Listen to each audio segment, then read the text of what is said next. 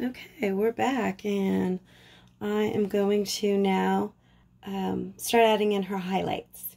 So you see I have this kind of a cocoa brown flesh color. We got shading in all of her little crevicey areas. And now we're going to start doing whatever is raised in red. Oh, come on now. Raised and rounded is what we're looking for. So like cheek area, nose, tip of her nose, or forehead. So those are the areas that are raised and rounded. So we're going to go with that. Oh, and yeah, I'm going to also have to do her cheeky colors. But I'll do some highlighting first, and then I'll come in and I'll do highlighting again. So blush her cheeks and whites of her eyes and some pinkiness on her lips. So let's do a little lighter fleshy tone now. So again, it's the same as what we did before. I'm doing my fleshy tone with all of the colors, and then I will lighten it up with the Titan Buff color. Now, I need yellow. I end up using a lot of yellow because of my very yellow skin tone. Like I said, I do sort of match to my own skin tone a lot, and I'm kind of yellow. It might be too yellow for you. I'm sure it's too yellow for a lot of people, but I just happen to be kind of yellow, so I use a lot of yellow in my skin tones. All right.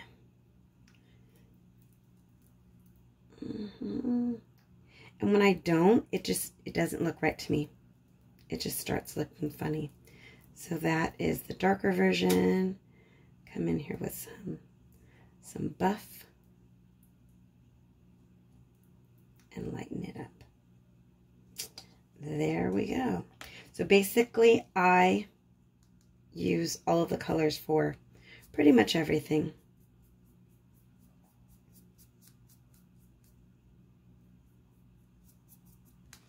Okay, so here we go, and I am this time going to really focus on the areas that are raised and rounded.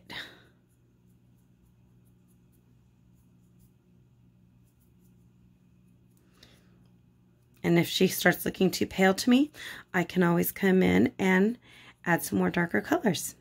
So you never worry about that. That's kind of the nice thing with acrylics, is that you can keep painting layers and it's opaque. So it just, you can keep layering and layering until you get the look that you like. Now let's see, you're not seeing what I'm doing. Here we go. That's better. So just keep the brush kind of dry. Don't put too much on it.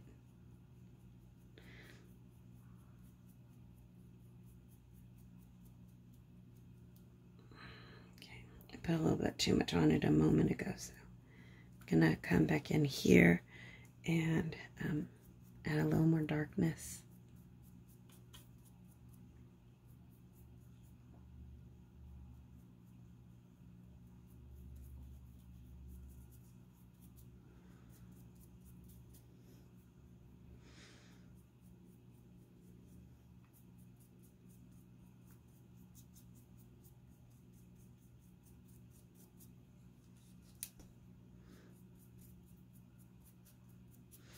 Can go in all directions. That was one of the things that was really helpful for me, is this cross-hatchy sort of technique.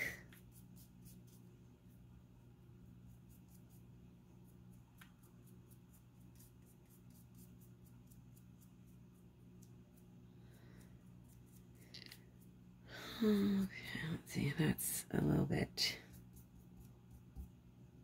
too dense there, so a little bit of water, and that will loosen it up, and then go back in with a dry brush and pick some of it off, because that's getting a little too light now. I don't want to go too light.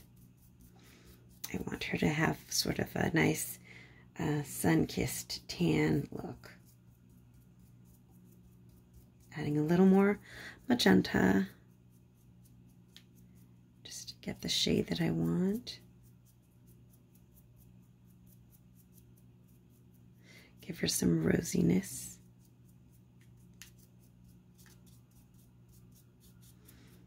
And I'm just going to keep on doing this. The extra magenta actually works really well on the cheeks, so I'm going to put that there on her cheeks.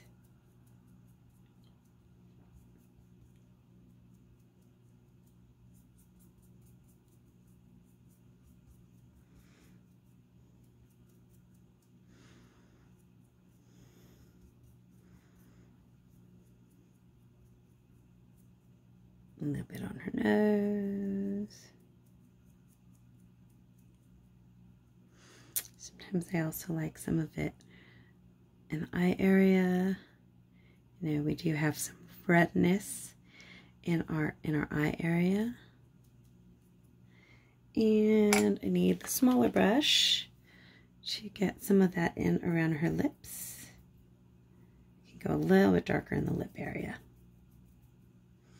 Sometimes also to get a warmer color for lips and for reds, the yellow and magenta mix together really well to make a nice red color.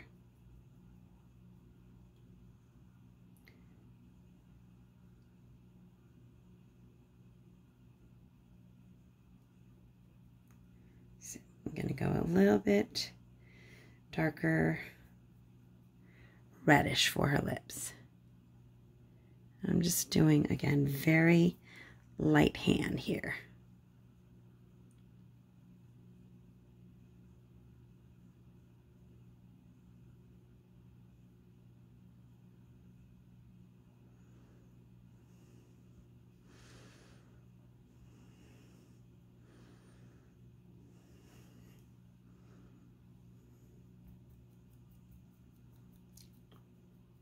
Little water to dilute it down so that it stays muted and translucent. I'm not really wanting her to look too made up. I'm just giving her some color and adding some life to her look.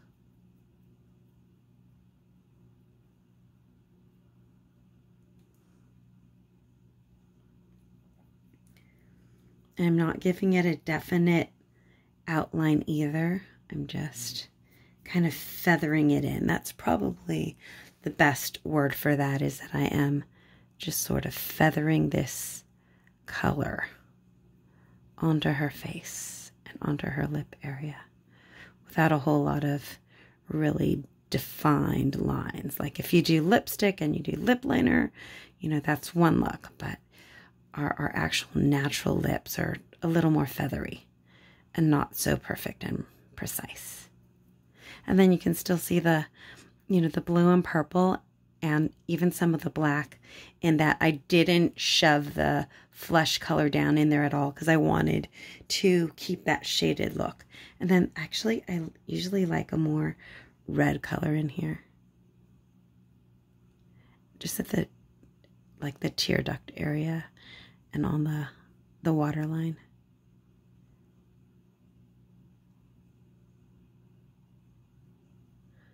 This brush is really not fine enough, but that's good.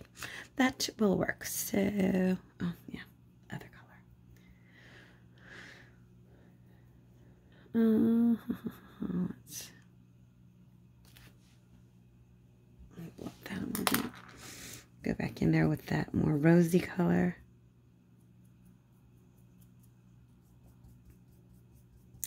I didn't mean to do that. That was her lip color. And I started putting it on her cheek. It's not really what I wanted. So, but it's okay. Just layer, layer, layer. I'm going to let that dry a little bit. And then I'll come in with it again.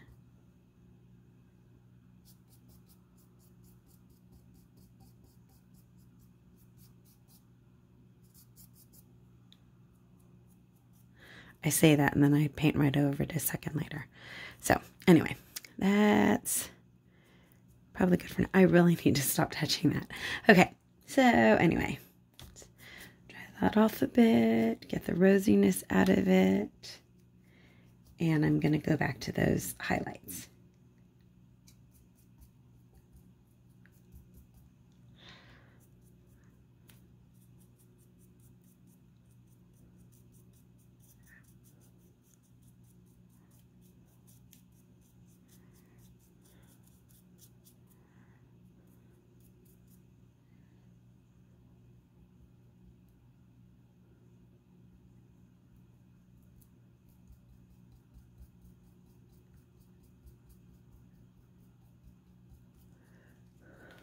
Just want to make sure, see this way, make sure that I'm still putting her where you can see her.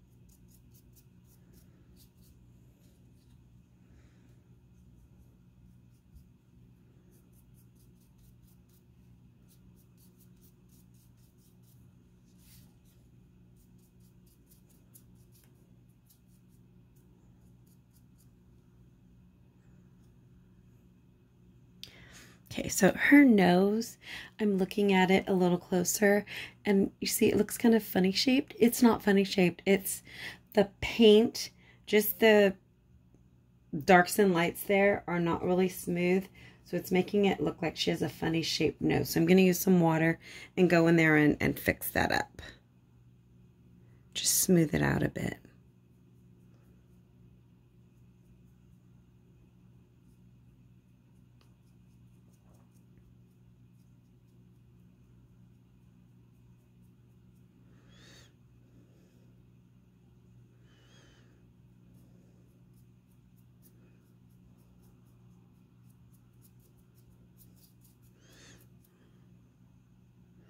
And then just blending everything else. Again, I just keep going over and over and over. Let's see, that's looking better.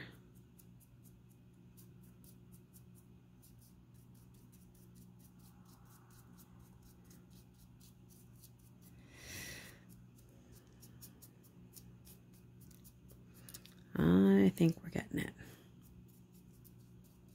Don't want her to look like she has a mustache, so I'm gonna make sure I don't have too much dark under her nose.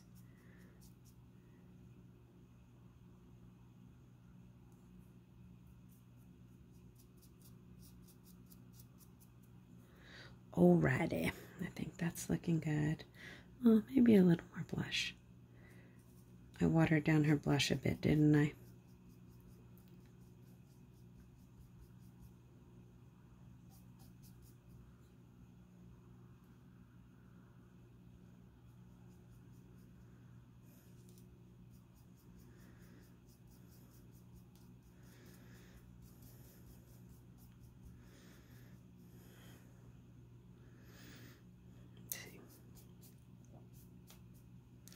Little too much water there, so I'm gonna dry it off a bit. There we go. Because a dry brush really does do a better job for the look that I'm going for.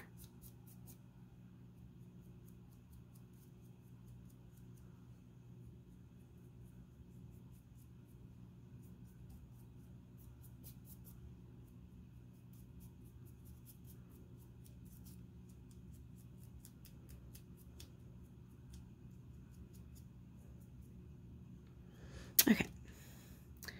I think that's where I'm going to stop now and paint in her eyes. Let's see, maybe a little more lipstick.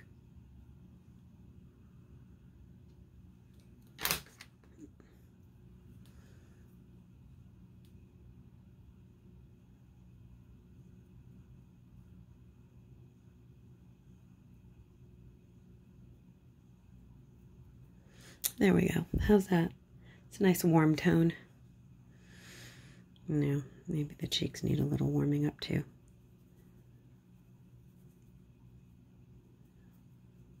Okay. All right. Let's rinse that off. And rinse that off.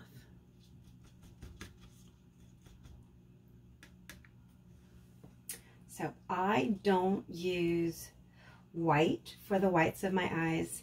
I go right back to that Titan Buff. I think that it looks more natural on these tiny little figures. So that's what I do. But you can do whatever you want.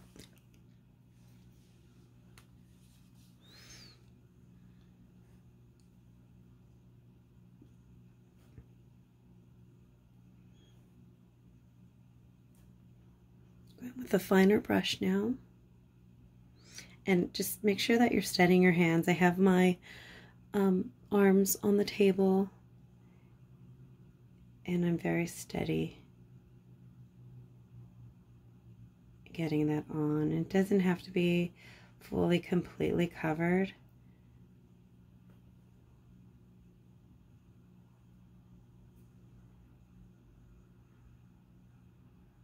I leave the shading around the edges, and then remember I did that pinky red color also to help with just realism. We have a lot of blood vessels in and around our eye area, so there's always a bit of redness.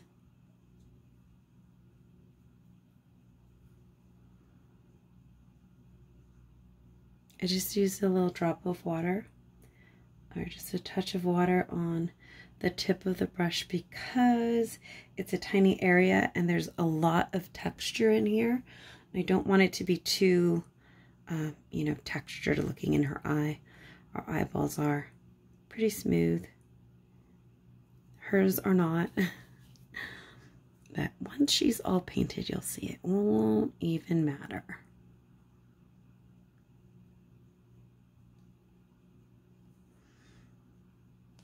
So there's that. See, not perfect.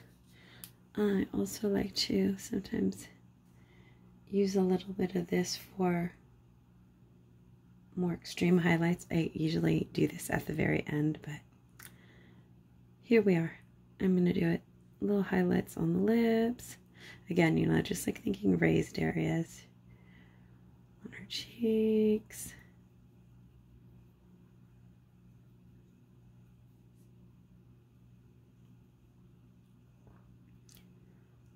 I'm going to give her more eyeshadow, and once I do, then I'll do that on her eyelids as well.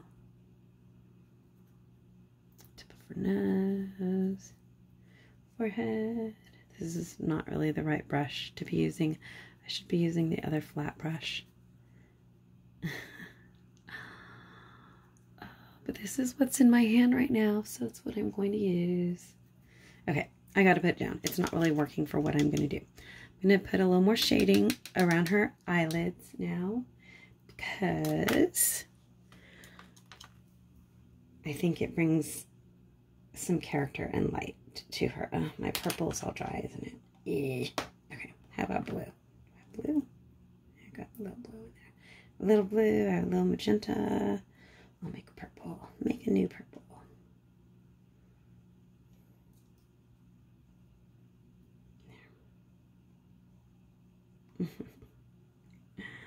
Purple and flesh color. That's what I'm going to do for shading.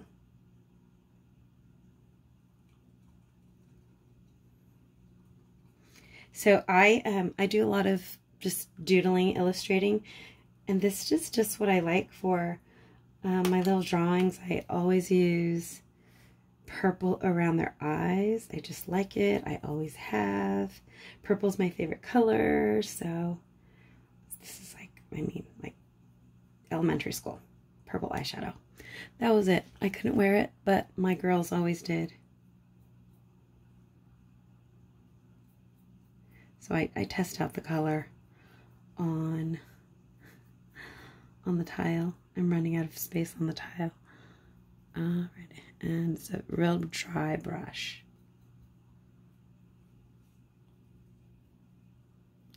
And the paint is very faint. I'm just wanting a little shadow here. On the top lid and on the bottom sides of the nose. I always turn it upside down. I do this when I'm sculpting as well. It just helps me see better. It helps with symmetry. When I look at her upside down, it helps me see what I've done wrong and what's going right. Okay, I don't want to get purple inside of her eye right now. I have to be more careful. There we go. Okay. Okay, so any places that you think you need a little bit of shadow, you can always go back in and do a little more. Alrighty.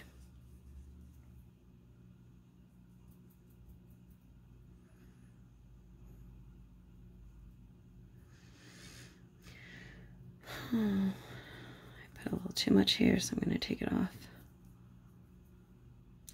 And I don't like, this is too much of a brush mark here that I don't like. So I'm going to take that off too, or just kind of blended it a little more with just a little water on a clean brush.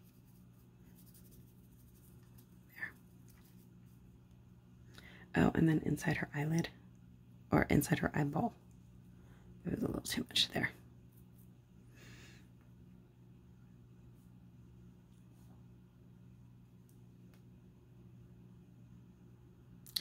And you see how easy that is to fix? So now I really need to let this dry again so that I can do her pupils and her irises.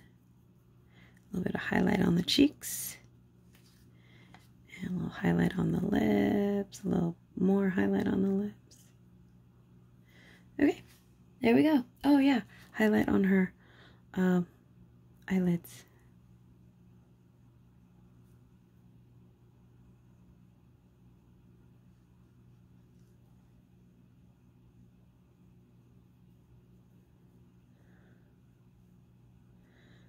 Sometimes I need a finer brush. I like to do, and who was this from? This was something that, what is her name? I can't remember her name. Oh, Jane Davenport. She puts like a little highlight here on the inside of their eye, and I like it. A little white highlight. I don't know if I'll leave it. I usually do red for the tear duct.